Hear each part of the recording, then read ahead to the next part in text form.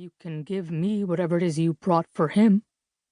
Jaime sounded normal, except for when he'd said, "your brother." His voice had grated on the phrase, like it was painful to pronounce. Grace stepped backward. She couldn't speak. Her throat closed. She opened her mouth, but nothing came out. Jaime stepped toward her, and she stepped back. She didn't even realize she was doing it. "Are you okay?" he asked, his voice quiet. She almost laughed.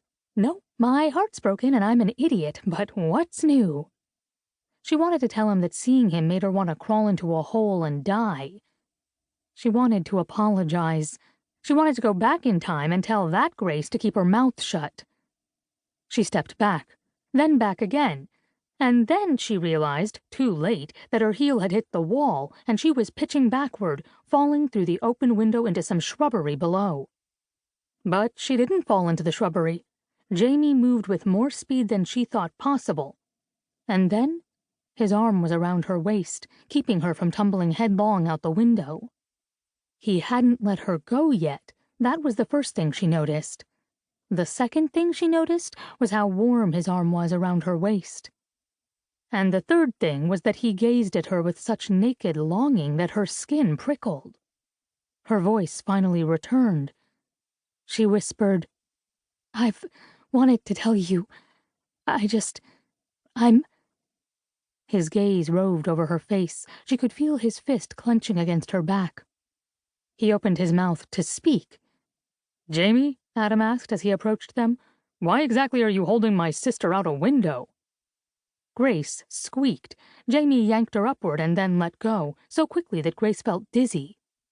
Had he almost kissed her? But now he wouldn't even look at her, so was that some kind of fluke? Then she realized they hadn't responded to Adam's question. Her brother stood, his arms crossed, looking at them suspiciously. "I almost fell out the window," Grace blurted. At Adam's eyebrow raise, she explained. "I wasn't paying attention and tripped. Jaime kept me from falling. That's all." Jaime stuffed his hands into his pockets. "Yep. I didn't want her falling into some prickle bush." "Uh-huh," Adam said. He kept glancing back and forth between the pair, and Grace could feel a blush climbing up her cheeks. Did he know that she'd thrown herself at Jaime? Her blush grew brighter. She couldn't look at Jaime. She was sure her guilt was written all over her face. "Well, I'm going back to my office. Jaime, could you give me the next week's menu whenever you get a chance?" Adam uncrossed his arms, but he still kept watching them. "Sure. I'll get it to you within the hour." If Grace didn't know any better, she'd say that Jaime's voice was forced. If she strained her own eyes, she could make out how stiff his shoulders were and how he looked like he'd rather be anywhere else than in front of his boss and friend, Adam Danvers. "Okay. I'll see you two later. Be careful, Grace." As Adam left them alone, Grace let out a soft sigh of relief. She really, really, really didn't want her older brother to know she'd confessed her feelings to his executive chef. "I need to get to work." Jaime didn't even give her a chance to respond before stalking off to the kitchen. Grace watched him, his shoulders still stiff, his hands in his pockets, and all she could think about was how dark his eyes had gotten when she'd told him how she felt. Guilt coiled in her gut, along with the desire and the emotions and the love that made Grace Danvers' inner life more interesting than her outward life.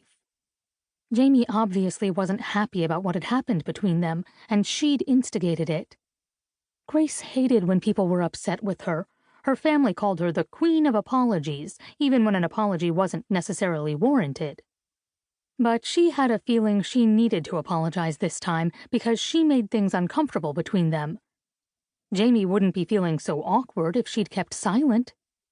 She followed Jaime into the kitchen, where his sous chef, Eric O'Neill, worked alongside him. A few other younger chefs, including some interns, bustled about the kitchen, chopping carrots and cracking eggs, and trying to avoid Jaime's wrath if they dared to cut the carrots julienne instead of diced. Jaime had created a reputation for himself as exacting and rather ruthless, but no one could say that he hadn't also created a restaurant that happened to be a jewel in the middle of nowhere.